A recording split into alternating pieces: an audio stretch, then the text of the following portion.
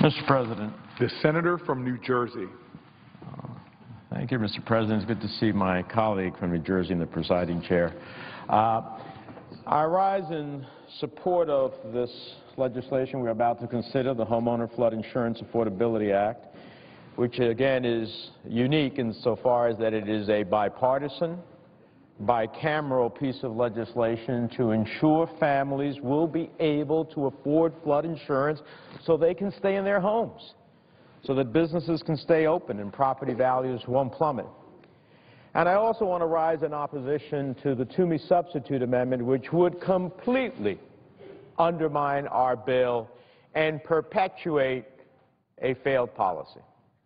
While we support putting the National Flood Insurance Program on a path to solvency, current law hikes rates so fast and so high that it will actually undermine the solvency of the program. These drastic increases will act as a de facto eviction notice for homeowners who have lived in their homes and played by the rules their entire lives. That's going to drive down property values as the housing market is struggling to recover. And what's most alarming is the fact that FEMA doesn't even know the size or scope of this problem. They were supposed to complete a study into the affordability of rates increases mandated by bigger waters by last April, but they failed to do so. That's simply unacceptable. Now, while there's no question we need to put the flood insurance program on a more solvent trajectory, we first need to understand the impact that these dramatic changes in bigger waters will have on the housing market and be sure that the mapping process they use to set these rates are accurate. That's why our bill would impose a moratorium on the phase-out of subsidies and grandfathers included in bigger waters for most primary residences until FEMA completes the affordability study that was mandated in bigger waters and proposes a regulatory framework to address the issues found in the study.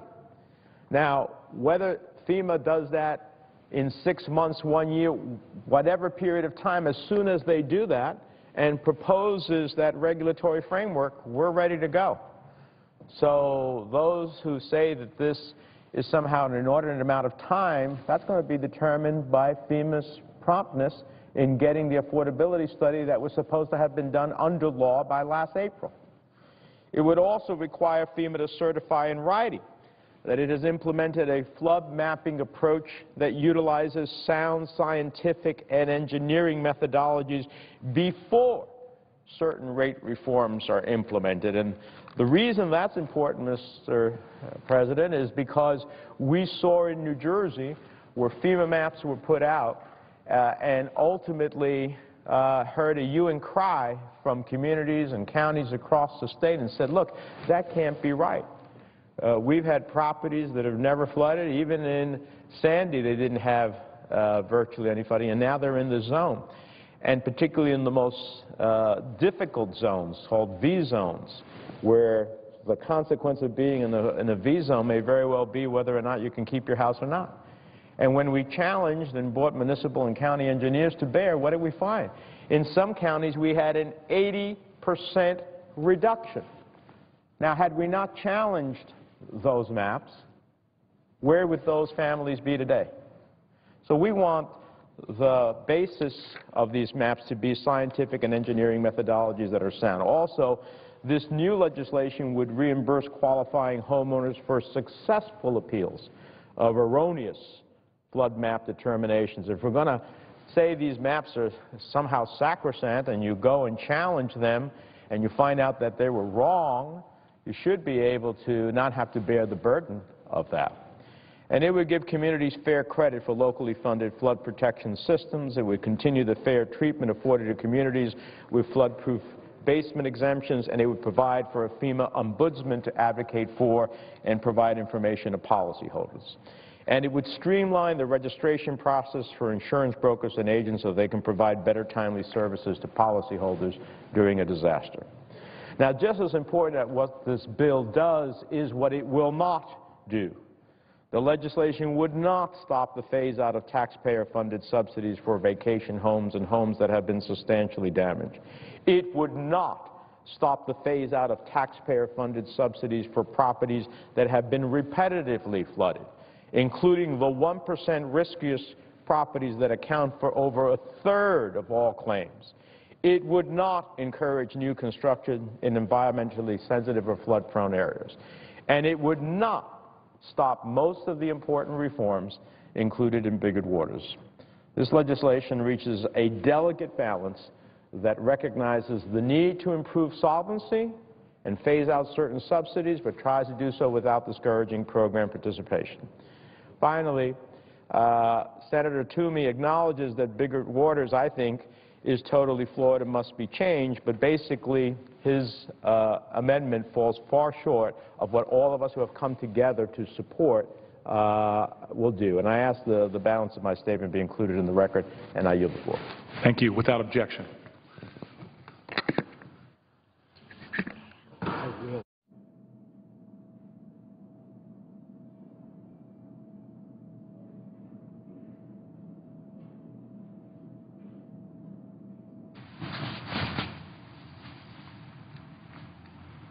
Mr. President. The senator from Pennsylvania. Thanks, Mr. President. I rise to discuss my bill and briefly the underlying, my amendment and the underlying bill.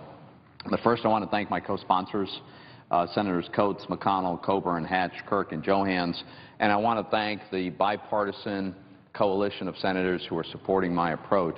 Mr. President, there is a real problem with our flood insurance program as a result of the reforms, and it needs to be addressed. And the problem is that in the process of reforming this program so that it would actually be sustainable, so that it actually could become solvent, in the process of making those changes, some people's premiums go up very, very dramatically and pretty suddenly. The phase-in is very quick and the increase is very high. And that's a huge problem and it needs to be addressed. The Menendez bill addresses it the wrong way. What this bill does is it does kill the meaningful reform. It completely suspends for 4 years. There is no adjustment of premiums towards an actuarially sound, market-based level of premiums that don't require taxpayer subsidy. So we'll be going back, oh, it busts the budget, by the way, and we'll be going back to a system where literally Warren Buffett can buy a home, and as long as he makes it his primary residence, he can continue to have taxpayers subsidize his cost of flood insurance. I just don't know how that's even remotely defensible. But that's what we would be heading back to if we adopt the Menendez bill. In addition, by throwing out the reform, by throwing out the movement towards an actuarially sound system, we go right back to the insolvent, unsustainable program we had before, which means the NFIP under the Menendez bill will that much sooner reach the day when it cannot honor its claims, when the people who've been paying their insurance premiums discover that there is no money to honor their claim when the flood occurs because it doesn't have the reforms that put it on a sustainable basis. Finally, it's flawed because it can't become law. This approach is not going to become law. We know that. It's not just me who opposes this. The administration does not accept this approach. This is what the Statement of Administration Policy put out this week by the President of the United States about this bill. He referred to this bill specifically and said delaying implementation of these reforms, the reforms referring to the Bigger Water reforms, would further erode the financial position of the NFIP, which is already $24 billion in debt. This delay would also reduce FEMA's ability to pay future claims made by all policyholders. The Speaker of the House and the leadership in the House feel the same way. They're not willing to throw out the reforms and leave us with an NFIP that cannot honor its claims. They're not going to do it. So if you really want to do something for the people who are facing these big premium increases, you've got to support a program, an approach that actually works. That's why I've offered this amendment. And I urge my colleagues to support this amendment. What we do, it's simple. We phase in the premium increases gradually. For people facing a big premium increase, we phase it in very gradually. It gives people time to adjust, time to mitigate, time to challenge. If the map is drawn wrong, they can do that. We preserve the important, valuable ideas in the Menendez bill, such as the ability to recoup the cost of a successful challenge to a mapping problem. for an individual homeowner, also for a community, that's there. That's important. We preserve the opportunity to have the benefit and force NFIP to recognize the benefit of mitigation measures that have been taken by others. So if your community has built a levee or a dam or some kind of flood mitigation system, even with or without federal money, that needs to be acknowledged, that needs to be reflected, that if your community, your home is safer because of that investment, that your premium needs to reflect the fact that you have a safer situation. We cover that as well. Finally, the administration supports this approach. In the very same statement of administration policy, President Obama's administration stated this: the administration strongly supports a phased transition to actuarially sound flood insurance rates. The Menendez bill absolutely does not do this. My amendment absolutely does, because this is what makes sense. This is how we soften the blow, we create a reasonable transition, and we maintain a fiscally sound, actuarially sound program that doesn't bust the budget. That's what my amendment does. Finally, let me just conclude with this, Mr. President. There are a lot of members of this body on both sides of the aisle who have spent a lot of time, especially in recent years, in sincere, concerted, ongoing efforts to address one of the biggest challenges we face as a country, and that is the fiscally unsustainable position of our federal government, driven by mandatory spending. We've cut discretionary spending significantly as a percentage of our budget, as a percentage of our economy. Any way you measure it, discretionary spending has been squeezed. Mandatory spending has been almost completely untouched, and it's growing far too fast. Recently, this body, including every Democrat who supports this Menendez bill, voted for a reform of one mandatory program that makes it sustainable, makes it viable. We shouldn't be walking away. I mean, if we are at all serious about getting our mandatory spending under control, we shouldn't walk away from this reform. Please, I urge my colleagues, support the Toomey amendment, and I yield back my time. Under the previous order, there will be 2 minutes of debate equally divided prior to a vote on amendment number 2707, offered by the senator from Pennsylvania, Mr. Toomey.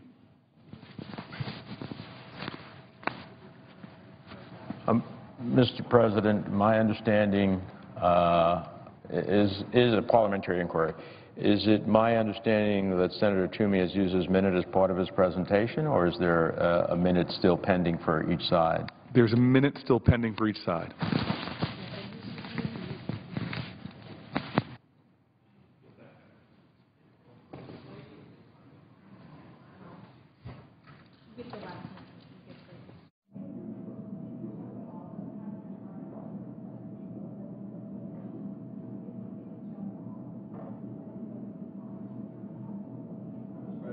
Mr. President, The senator from Pennsylvania. I think I made my case. I'll yield back the remainder of my last minute. Mr. President. The senator from New Jersey. Mr. President, first of all, let me clear up some things. Number one, the administration has not come out and said it supports Senator Toomey's amendment. So let's be clear about that. As a matter of fact, my understanding, the administration has called around and said they do not oppose our legislation. And I think we do transition ultimately to a place where we have an actuarially sound flood insurance program. And, you know, there's a CBO score out there of over 10 years of 0. So, look, the reality is if you want the real estate markets to take a real hit, if you want people, families to be displaced from their homes, you adopt the Toomey Amendment. If you want to do what on a bipartisan basis has been the focus of this legislation, to keep an actuarially sound flood insurance program, but at the same time make sure that we don't drive people out of their homes and make sure that we get the study done before we get the actions done, then you will oppose the Toomey Amendment and support the underlying bill. I yield the floor and ask for the yeas and nays. Is there a sufficient second? There appears to be. The yeas and nays are ordered. The clerk will call the roll. Mr. Alexander, Ms. Ayotte, Ms. Baldwin, Mr. Barrasso, Mr. Baucus, Mr. Begich, Mr. Bennett, Mr. Blumenthal, Mr. Blunt, Mr. Booker,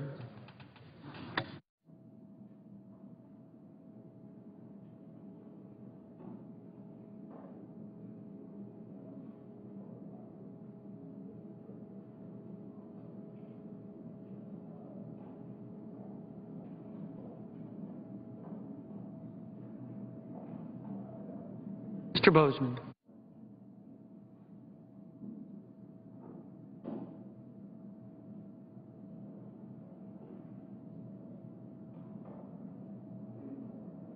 Mrs. Boxer.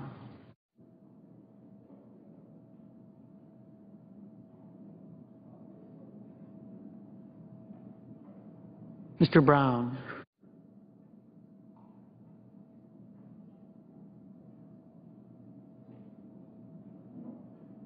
Mr. Burr.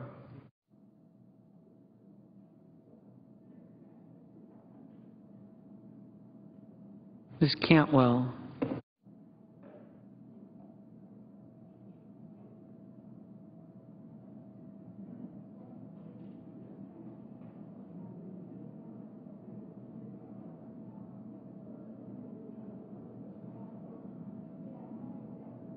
Mr. Cardin.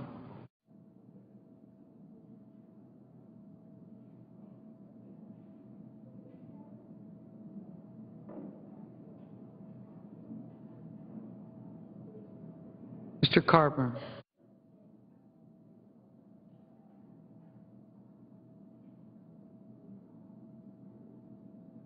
Mr. Casey.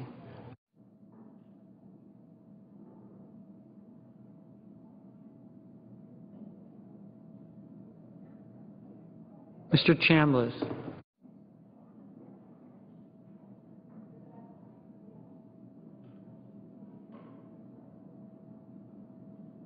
Mr. Coates. Mr. Coburn.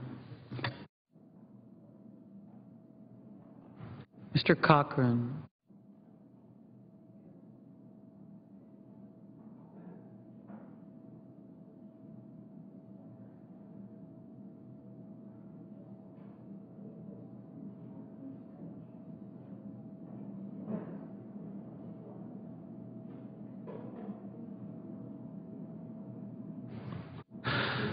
Mr. Coates. Mr. Coburn. Mr. Cochran. Ms. Collins. Mr. Coons. Mr. Corker.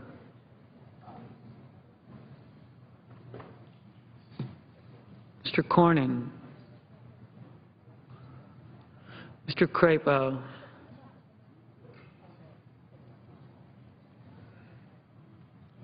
Mr. Cruz.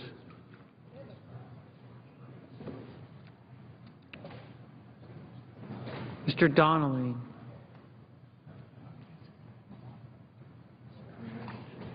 Mr. Durbin.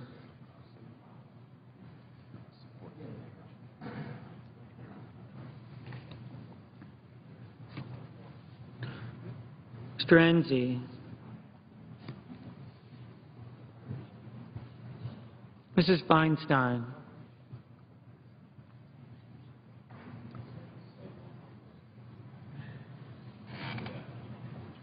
Mrs. Fisher.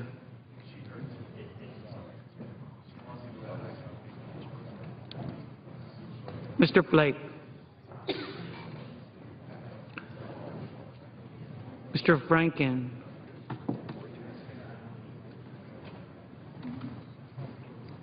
Mrs. Gillibrand.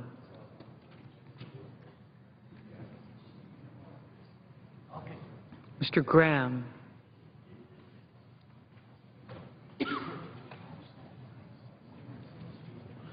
Mr. Grassley. Mrs. Hagan.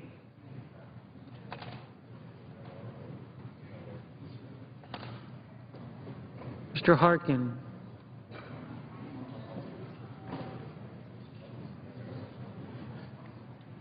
Mr. Hatch.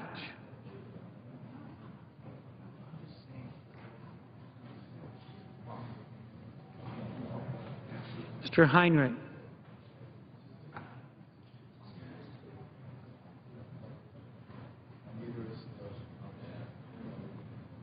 Ms. Heitkamp.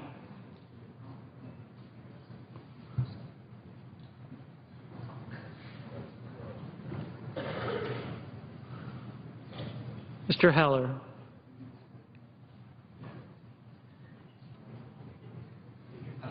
Ms. Hirono.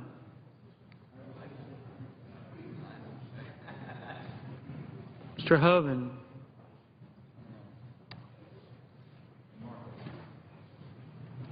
Mr. Inhofe.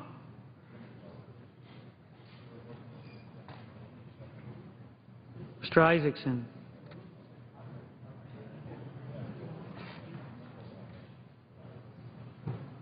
Mr. Johans. Mr. Johnson of Wisconsin. Mr. Johnson of South Dakota. Mr. Kane. Mr. King.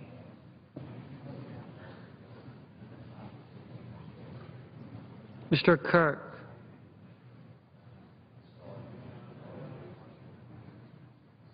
Ms. Klobuchar.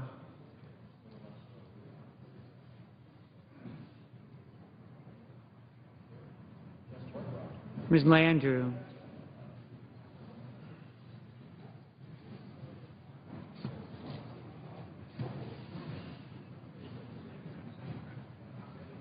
Mr. Leahy. Mr. Lee. Mr. Levin.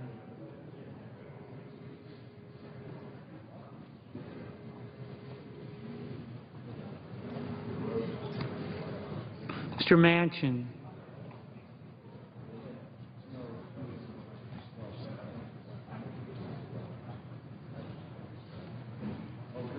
Mr. Markey.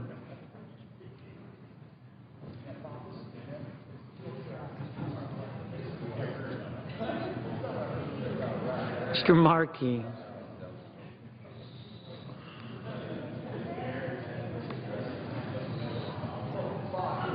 Mr. McCain. Mrs. McCaskill.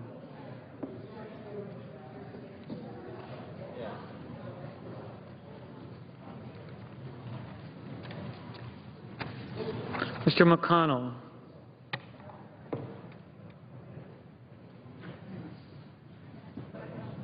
Mr. Menendez.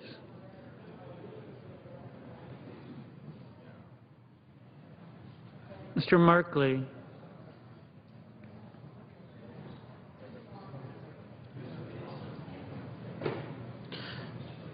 Ms. Mikulski. Mr. Moran.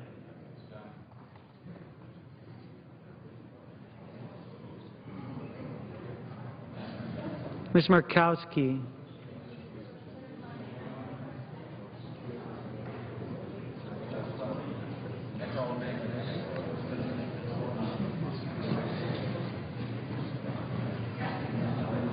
Mr. Murphy.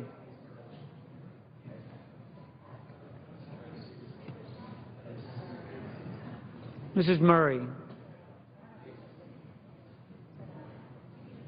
Mr. Nelson.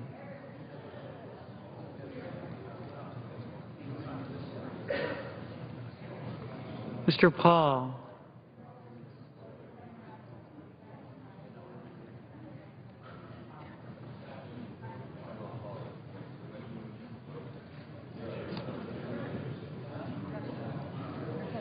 Mr. Portman.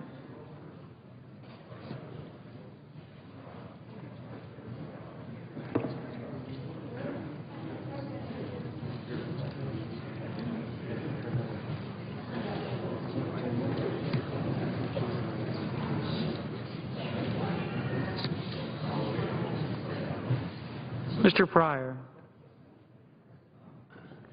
Mr. Reed of Rhode Island. Mr. Reed of Nevada. Mr. Risch.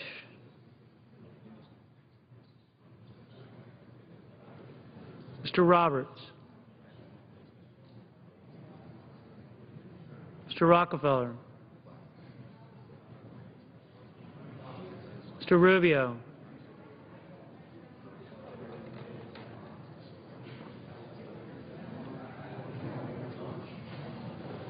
Mr. Sanders,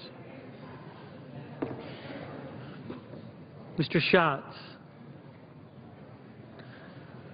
Mr. Schumer,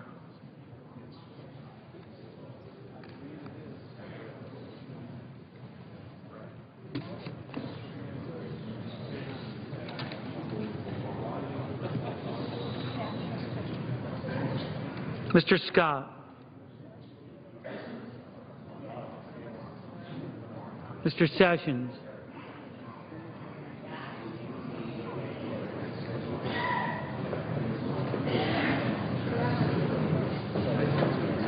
Mrs. Shaheen,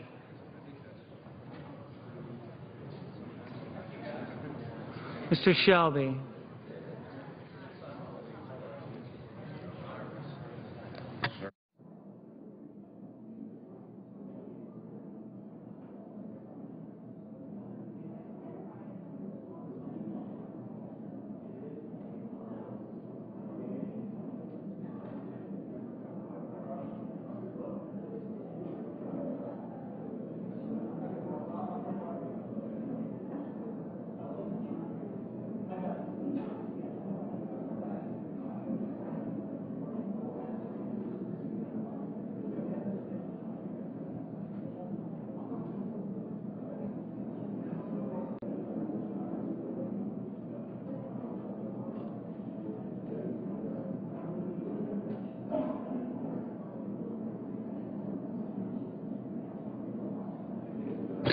Mr. Scott, Mr. Sessions, Mrs. Shaheen, Mr. Shelby, Ms. Stabenow, Mr. Tester, Mr. Thune,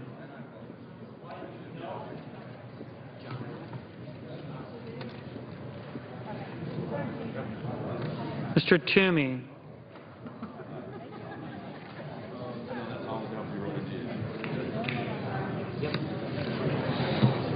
Yes, have a good weekend. Mr. Udall of Colorado, Mr. Udall of New Mexico, Mr. Vitter,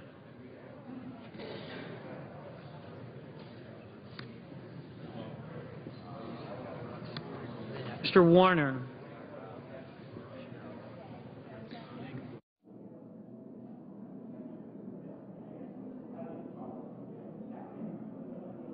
Ms. Warren,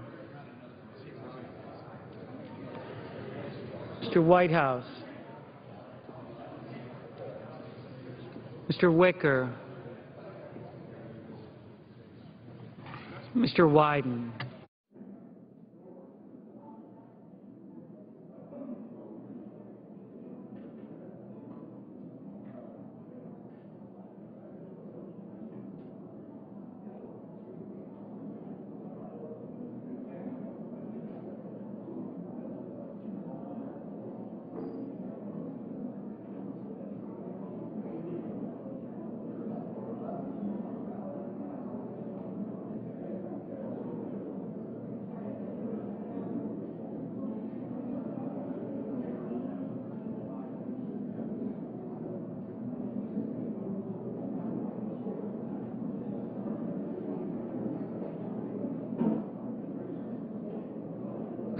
Senators voting in the affirmative: Bozeman, Coates, Coburn, Crapo, Fisher, Johans, Moran, Roberts, Toomey. Senators voting in the negative: Baldwin, Booker, Cardin, Cochran, Donnelly, Gillibrand, Hagan, Harkin, Heinrich, Isaacson, Kane, King, Landrieu, Menendez, Merkley, Murkowski, Murray, Reed of Nevada, Rubio, Sanders, Schumer, Stabenow, Tester, Udall of New Mexico, Vitter, Warner, Warren, Whitehouse, Wicker, Wyden. Mr. Brankin, no. Mr. Scott, aye. Ms. Ayotte, aye. Mr. Flake, aye. Mr. Markey, no. Mr. Durbin, no. Ms. Mikulski, no. Mr. McCain, aye. Mr. Chambliss, aye.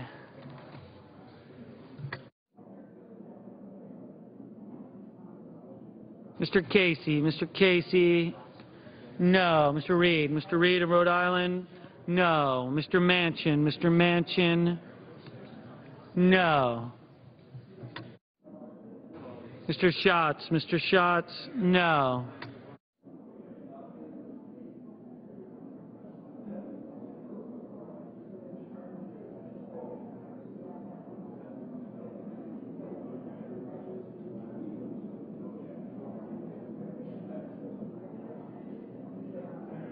Mr. Udall of Colorado,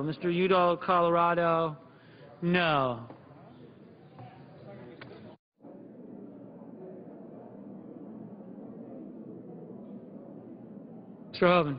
Mr. Hoven, no.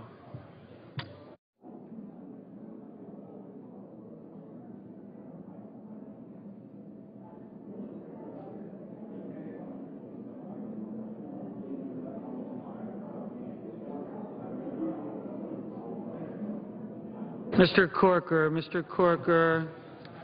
aye.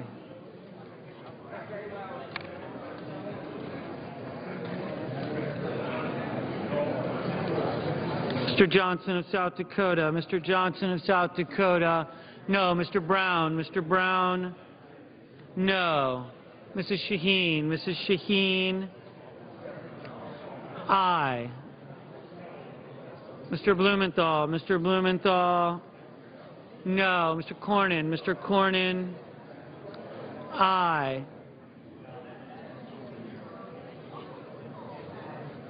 Ms. Hirono, no. Mrs. Boxer, no. Mr. Hatch, aye. Ms. Klobuchar,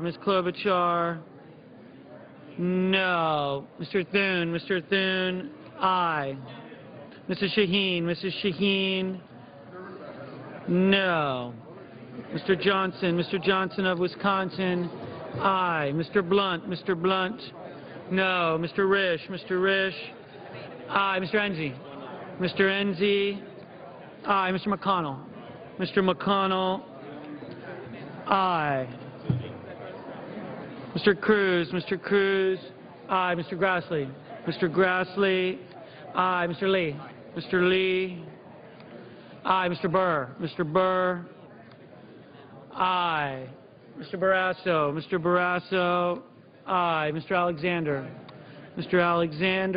aye. Mr. Leahy, no. Mr. Nelson, no.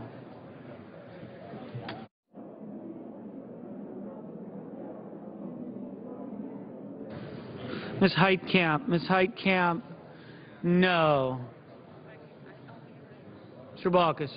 Mr. Baucus, no. Ms. Collins, no.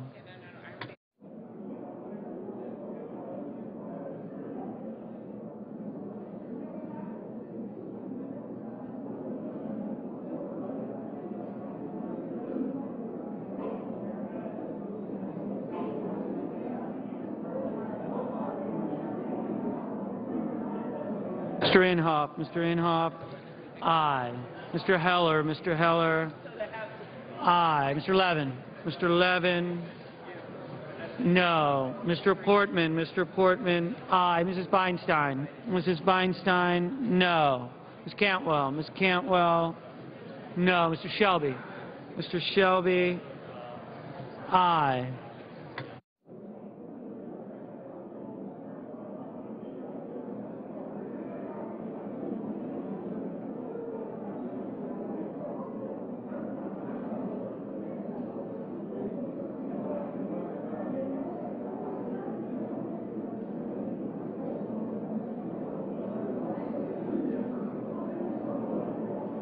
Mr. Bennett. Mr. Bennett, no.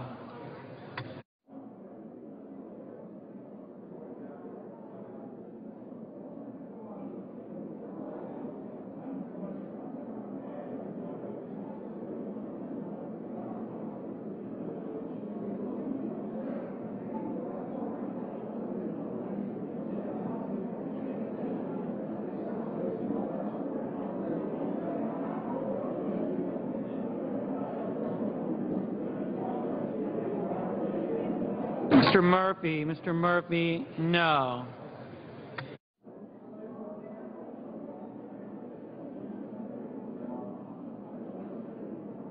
Mr. Kirk, aye. Mr. Begich, no.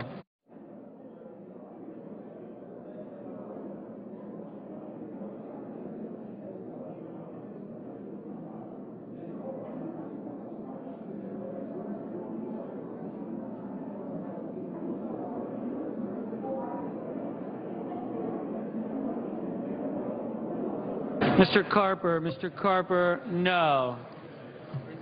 Mr. Sessions, aye.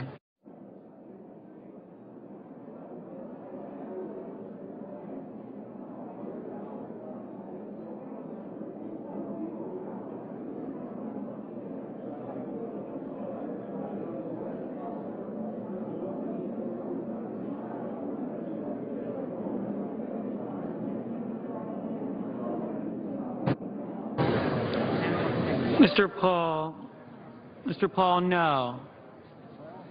Mr. Coons, no.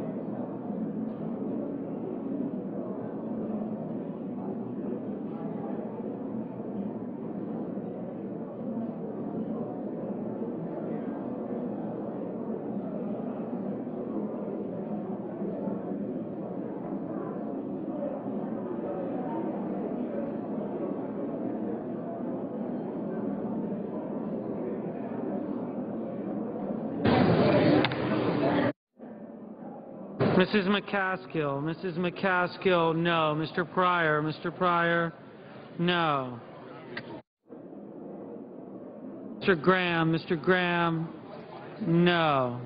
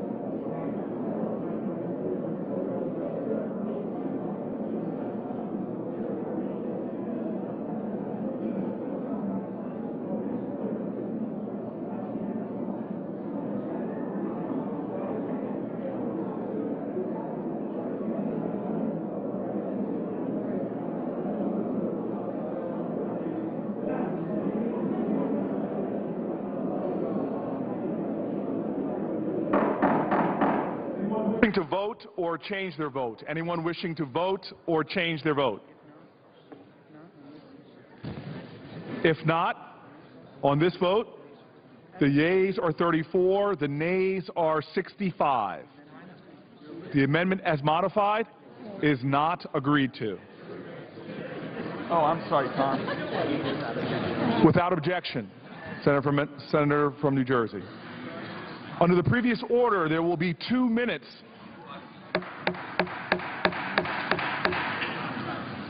Under the previous order, there will be 2 minutes of debate equally divided prior to a vote on amendment number 2697, offered by the senator from Oklahoma, Mr. Coburn. Mr. President.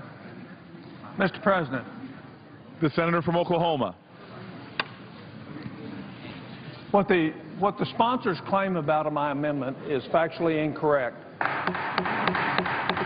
The Senate will be in order. The Senate will be in order. Senator from Oklahoma. Is all the states and everybody wants to do the NARAB bill. I agree, we should do it. But if all the states really want to do it, my amendment has no effect whatsoever because it allows an opt-out for a state that doesn't want to do it. So either it's true that they all want to do it or it's not true that they all want to do it, and we're going to force some state to not do it. So an opt-out protecting 10th Amendment privileges of the state is highly required to make sure we do not go outside the bounds of our legal obligations. And I reserve the balance of my time. Mr. President. The senator from Montana. Mr. President, we've been here before. Graham Leach Biley 15 years ago offered what the good senator from Oklahoma is offering, and it's why NARAB has never, ever been successful. What this does is it empowers states, empowers state regulators. That's why they support this bill. Notice you haven't heard a lot from states taking away their rights here because it does not. It empowers them, it creates more competition in the marketplace, and it helps consumers. This is a good thing. I kick it over to my co-sponsor, the good senator from Nebraska, Senator Johans. Mr. President. The Senate will come to order, please. The senator from Nebraska. Mr. President, I thank my co-sponsor, Senator Tester. Senator Tester is 1,000% right on this. We've been down this road. Mr. President, could we have order? The Senate will come to order. The Senate will come to order. Please take your conversations out of the well. We have worked so hard to get everybody on board. States are on board. It does empower states. It does allow them to do what they need to do. And I just urge my colleagues to be a no vote on the Coburn Amendment. Thank you, Mr. President. Mr. President. The senator from Oklahoma. If this is true with no opt-out, then why not do it for lawyers? Why not do it for doctors? Why not do it for every other thing that's licensed that would be better for consumers? To not give an opt-out is not right to the individual states. So you can say that I support the bill. I just think we need to have a protection for the states. And the reason there's opposition to this is because there's obviously some people who don't agree that everybody is on board. I yield back. The question, all time has expired? All the time has expired. The question occurs on the amendment. Is there a sufficient second? There is. The yeas and nays are ordered. The clerk will call the roll. Mr. Alexander. Ms. Ayotte. Ms. Baldwin. Mr. Barrasso.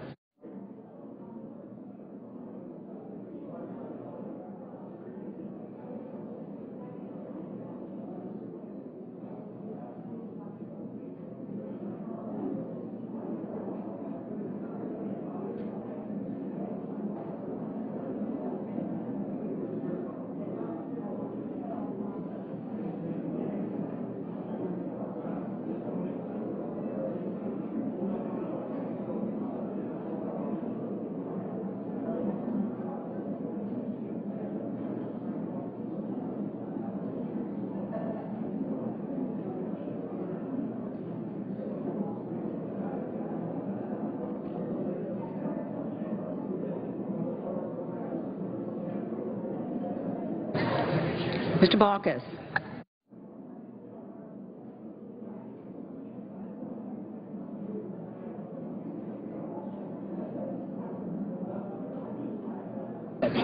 Mr. Beckidge. We have the scoreboard, come back with the question, and then we go Mr. Bennett. until 1:50, and then we'll come back and vote on this. As amended.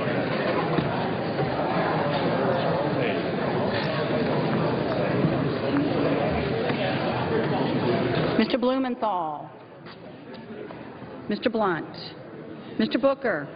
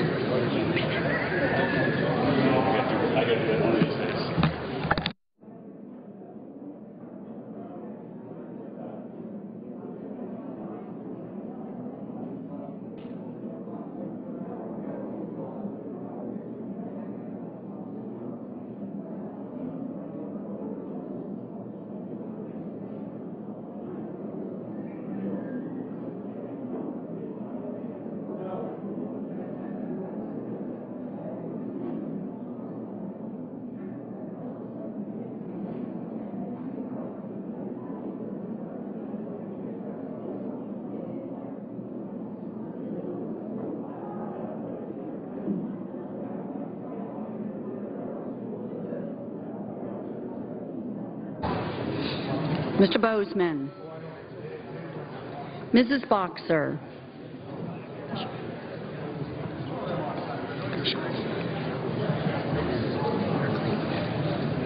Wait, you're not?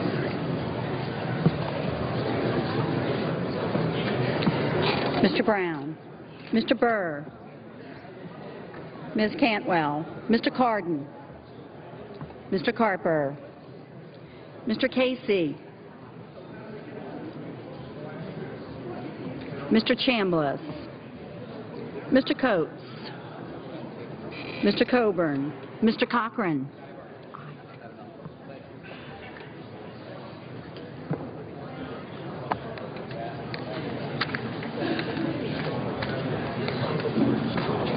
Ms. Collins. Mr. Coons. Mr. Corker. Mr. Cornyn.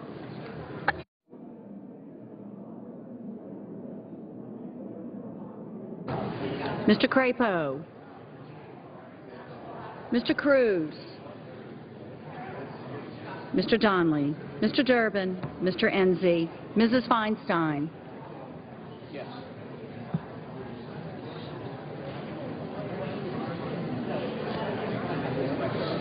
Mrs. Fisher. Mr. Flake. Mr. Franken.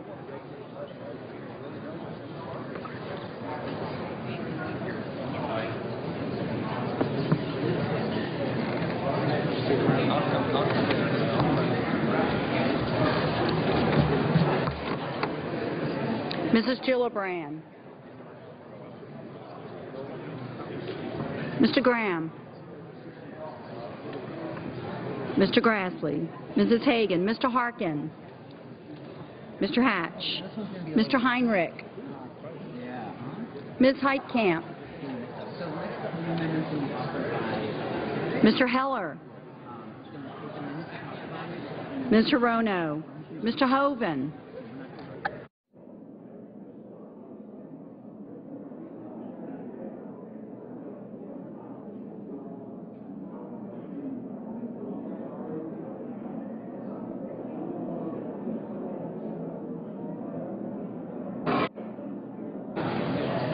Mr. Inhofe. Mr. Isaacson. Mr. Johans. Mr. Johnson of Wisconsin. Mr. Johnson of South Dakota. Mr. Kane. Mr. King.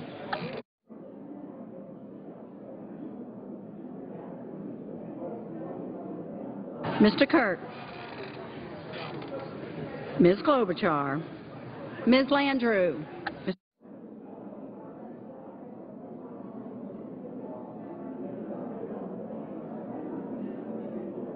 Where?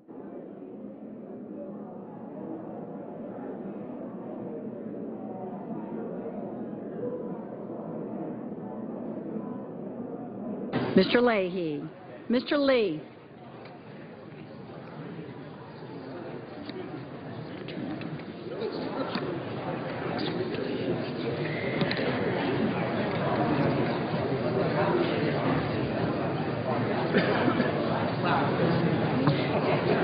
Mr. Levin. Mr. Manchin. Mr. Markey. Mr. McCain. Mrs. McCaskill. Mr. McConnell. Mr. Menendez. Mr. Merkley. Ms. Mikulski. Mr. Moran. Ms. Murkowski. Mr. Murphy. Mrs. Murray. Mr. Nelson. Mr. Paul. Mr. Portman.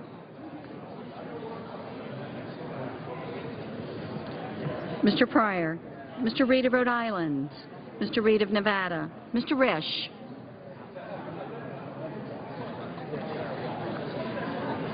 Mr. Roberts. Mr. Rockefeller. Mr. Rubio.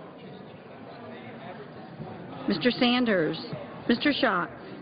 Mr. Schumer. Mr. Scott. Mr. Sessions. Mrs. Shaheen. Mr. Shelby. Ms. Stabenow. Mr. Tester. Mr. Thune. Mr. Toomey. Mr. Udall of Colorado. Mr. Udall of New Mexico. Mr. Vitter.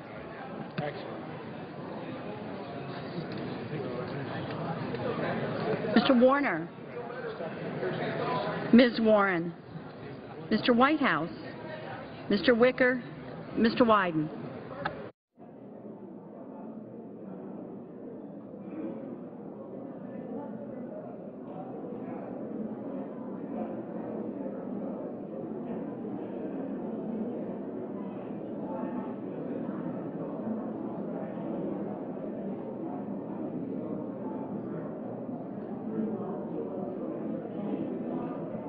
Senators voting in the affirmative. Alexander, Barrasso, Burr, Chambliss, Coburn, Cochran, Cornyn, Enzi, Flake, Graham, Hatch, Inhofe, Isaacson, Lee, Manchin, McCain, Merkley, Paul, and Vitter. Senators voting in the negative.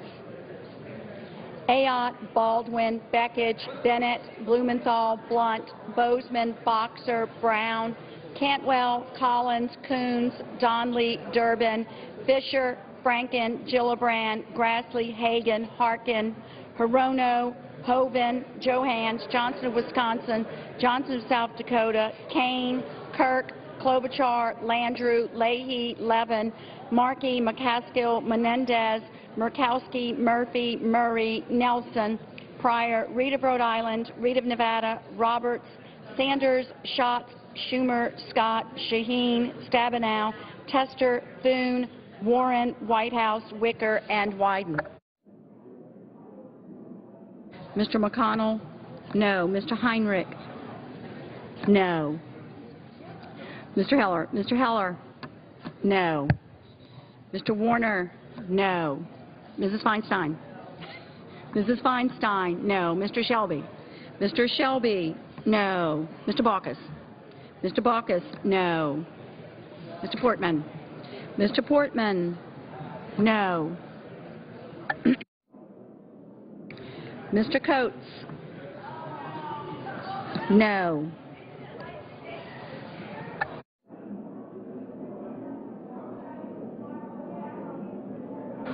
Mr. Toomey?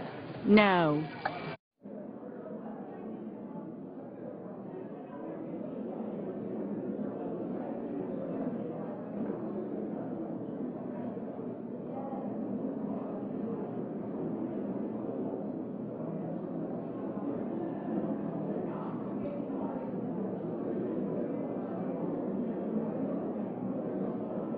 Mr. Udall, Colorado? No.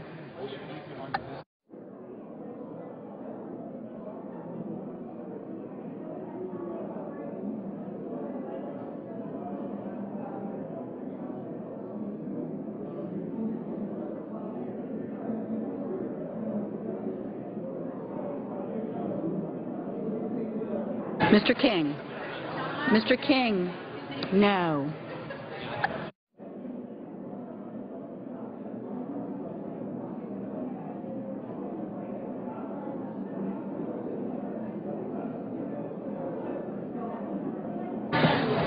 Mr. Booker, no.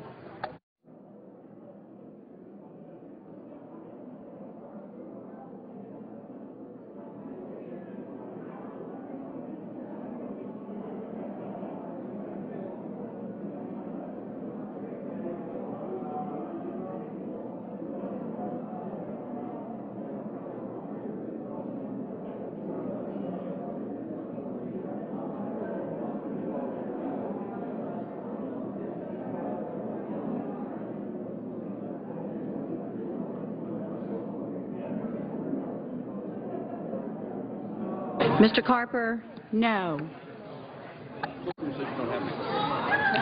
I don't think I do. I do not have you, sir.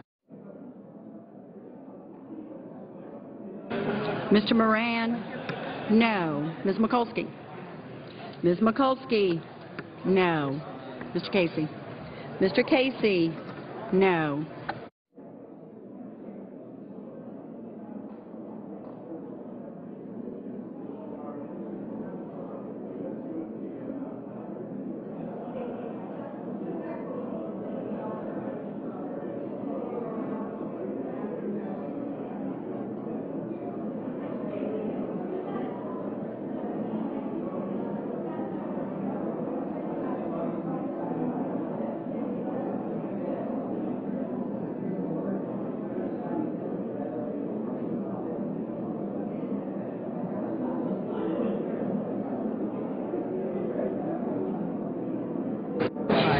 Mr. Cardin, no.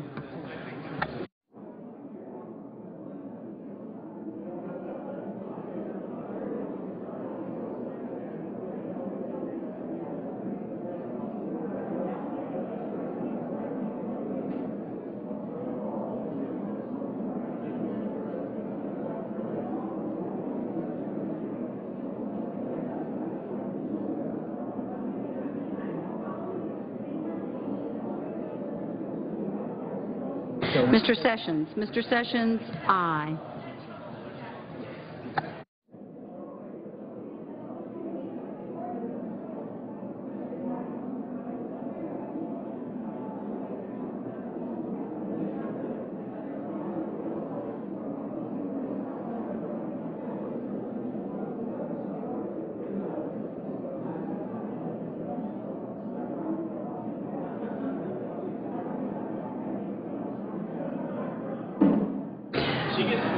Ms. Heitkamp, no. Mr. Corker. Mr. Corker, no. Mr. Crapo, aye.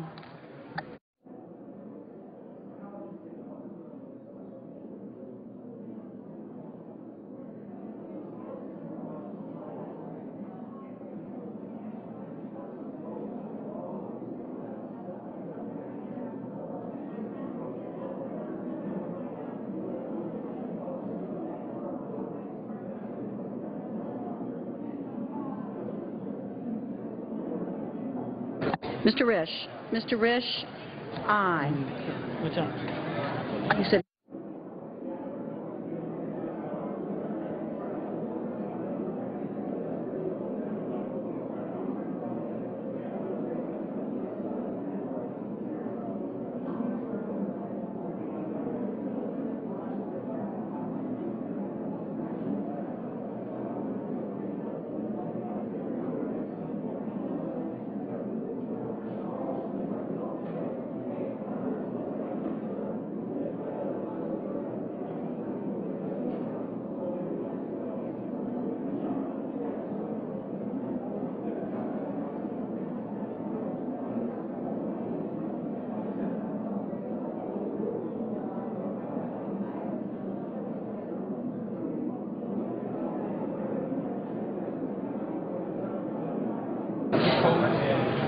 yes.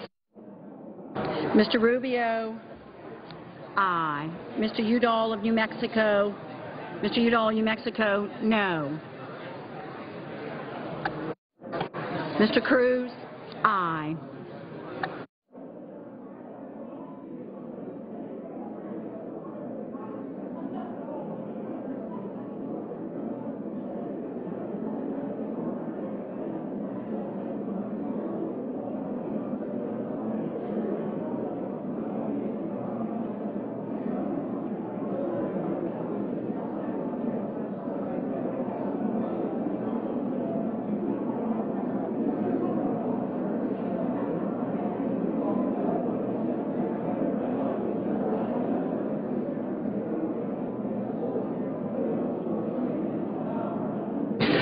On this vote, does any senator wish to vote or change his or her vote?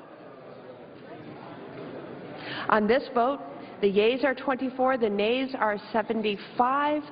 The amendment is not agreed to. Under the previous order, there will be 2 minutes of debate equally divided prior to a vote on amendment number 2709 as modified, offered by the senator from Oregon, Mr. Merkley.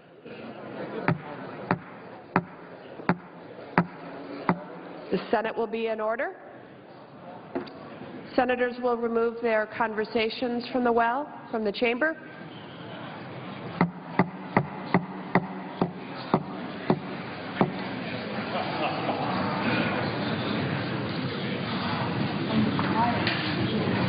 Madam President.